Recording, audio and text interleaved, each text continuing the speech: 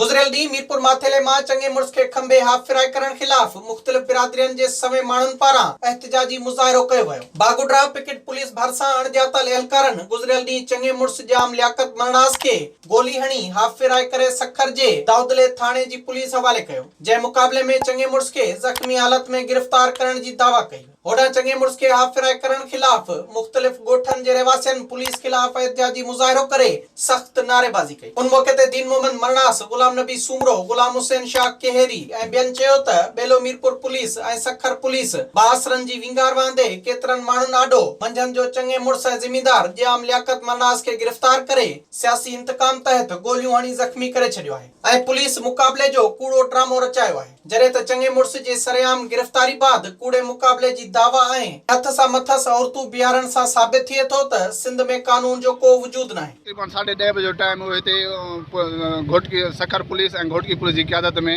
हिते 10:30 बजे अची मां चाचू हिते पॉइंट आॾो आहे हिकिड़ो हिते सैलून ते ॾाढ़ी लाराइण आयो।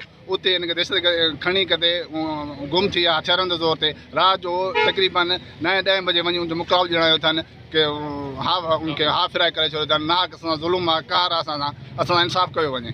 पुलिस नाहक असांजो माण्हू अगवा करे उनखे क़त्ल करण जी कोशिशि कई, पर हिन महिल पुलिस मुक़ाबिलो ॼणाए ॿ नाहक औरतूं बीहारे उनखे इल्ज़ाम लॻायो आहे त इहा असांखे अगवा करे वञी रहियो आहे। इहा सरासर पुलिस जी नाअहली आहे ऐं ज़ुल्म आहे असां सां। मोहम्मद शेख मां बागुडरा जो राकू आं वेठल आं।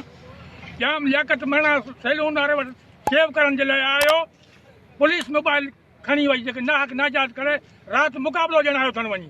एहतिजाज कंदड़नि हाई कोर्ट जे चीफ जस्टिस IG सिंध ऐं ॿियनि अमलदारनि खां अपील कई त मामले जी जांच कराए पुलिस ख़िलाफ़ कार्रवाई करे इंसाफ़ फराहम कयो वञे। होॾां SHO दाऊदलो शौकत आरई ॿुधायो त शिकारपुर जी ॿिनि औरतुनि खे औरताणे आवाज़ ते अगवा कयो पियो वियो त पुलिस मुक़ाबले में ॼाणायल जवाबदार खे असले ऐं कार समेत ज़ख़्मी हालत में गिरफ़्तार करे मथस केस दाख़िल कयो आहे। विज़िट कयो अवामी आवाज़ मीडिया ग्रुप जी वेबसाइट awamiawaz.pk